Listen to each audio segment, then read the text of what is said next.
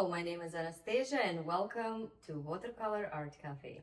Today we're going to work on our second mini portrait, and it's going to be a value study, and to be honest, that's something we probably should start with, as value study is a really important practice to explore shapes and volume. And it doesn't matter what you paint. It can be still life, can be figure painting, can be portrait, can be landscape. It's always important to know where is your darkest and lightest area, especially because in watercolor we don't use white color. So for us, the color of the paper is our white, and it's important to keep those highlights in your painting. So the little sketch always helps you to define those areas, and that's a great exercise. So today we're going to do a value sketch of our portrait number 2. Let's start. I'm going to use one color and start working on the eyes first. I'm working on a dry surface or almost dry and using a mixture of different pigments to create a gray tone. So what I did, I just grabbed all the leftovers on my palette, mix it together, and as you know, when you mix a lot of different colors together, you'll get gray or black, and then you can water it down and get your gray color. But you're welcome to use any tone you like. You can use any colors you like. You can use Payens gray, for example, or maybe you want sepia, whatever works best for you. Okay, so first I'm finding the darkest area of my portrait, so I know what will be my darkest tone. And I'm going to define the eyes, eyebrows, and nose. And we're getting shadows in the eyelids, darkening the eyebrows, and I want the right side, the side closer to us, to have more contrast, and the top lip is in the shadow in this case, so I'm making it darker as well. Under the lip, under the chin, the neck, just minimal touches to reveal the portrait and show the volume. I'm creating contrast and revealing the face by using a negative painting effect and adding darker pigment around the face into the hair. And when you paint hair, don't try to paint every single hair. Instead, try to think about volume and find the darkest areas and the lightest areas, and keep some highlights as well. That's important. So depends on where your light's coming from. This is where we get darker or lighter areas. And in this case, my darker side will be on the left side. On the right side, it's still pretty dark, but and this one, it's more color of the hair, and we're also going to add a dark shadow closer to the neck that creates from the hair. And while the paint is still wet, you can keep dropping in pigment, making some areas darker, play with your tones, and it's always interesting in watercolor. Also think about lost edge or sharp edge, so you have a balance of those sharp lines and smooth transitions from the background to your subject. And this is what I'm doing right now, working on the t-shirt. My brush is almost dry and I'm adding a bit of water. It's a mix of dry brush and wet brush, and in some areas I'm blending everything together. And now let's go in with some darker elements, so these details that makes even more contrast in your painting. So I'm switching to a smaller brush and going around the eye and eyelashes, as those going to be the darkest areas in my portrait. And it's a very minimal movements, but every stroke adds volume to the face. And let's touch the eyebrow a little bit, but first I'm going to touch the top eyelid to show the volume of the eye, and then after that I'm going to drop some darker color in the eyebrows. I want this part of the face, the right part of the face, be darker and have more contrast. And this is my concept at the minute, at least, might change. but let's also add some shadow in the lower eyelid and finish with this eye, and then we'll go to the lips.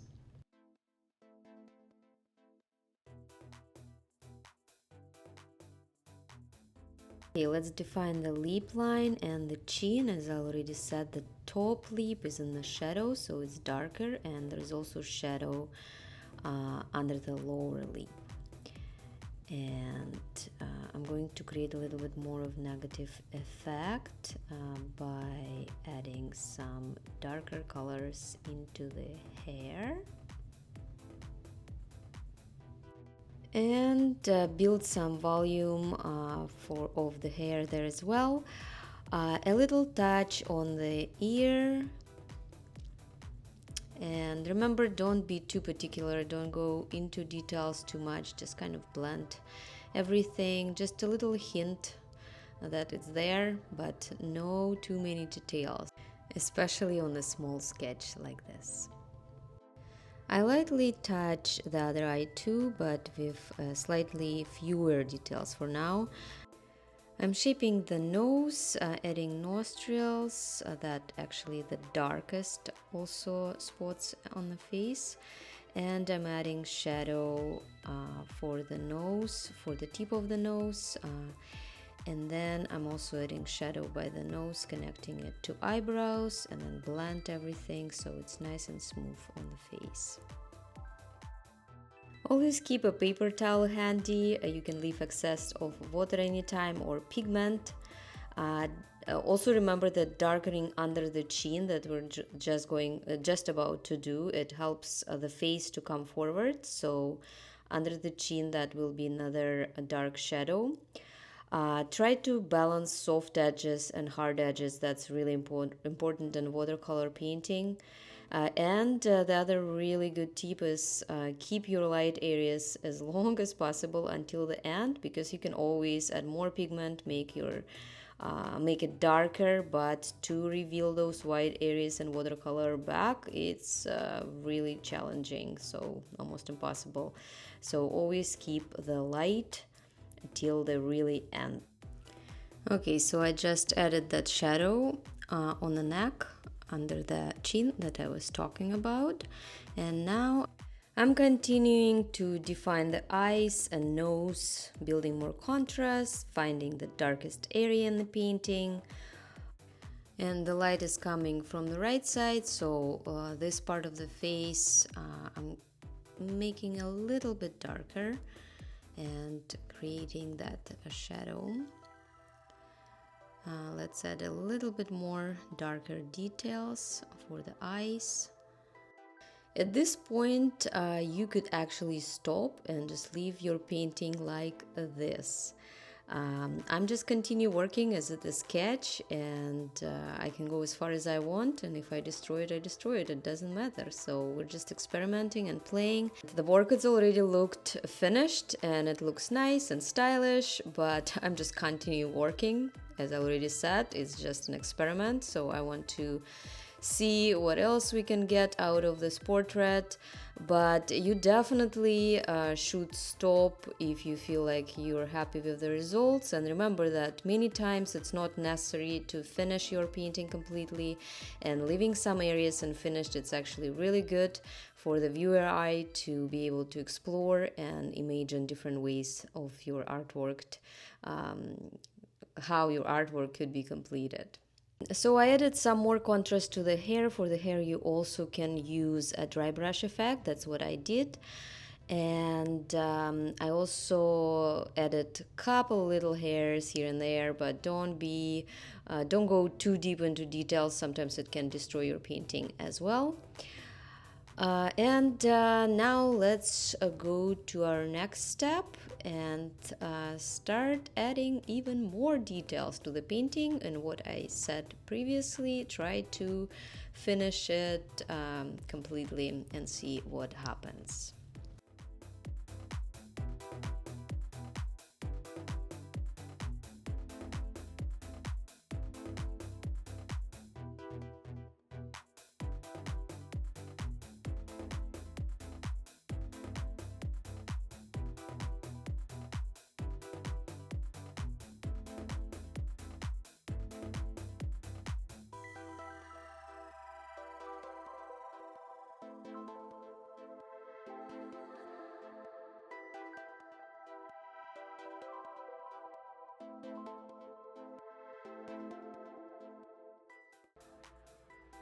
here is the finished piece, and I added some red color, so always feel free to experiment with your little sketches. That's something that you don't need to worry about to be destroyed. You can add some effect of dry brush, you can add some color, you can add whatever you want. Here in our first sketch, I added some color to the glasses, so it's a little bit of shade of brown, and that also was something that I didn't do from the first attempt, but once the sketch was on my table for a little bit, I started to add a little more details. You can add more contrast, because if you destroy your sketch, nothing bad is going to happen. And now I'm going to show you the little portrait that I made based on this sketch. And this is the piece that I made at the end. I added some background, and I connected the background with the hair, so it's darker on one side, lighter on the other side. You can see sometimes we do a lost edge, and sometimes it's sharp edge that gives your painting some interest too. And on the small size, it's easy to figure out that contrast. So you can see that there is a contrast of light and dark, and there's some little highlights area here and there that I left white. So that little sketch definitely helped, and next time we'll try something a little bit different. See you soon.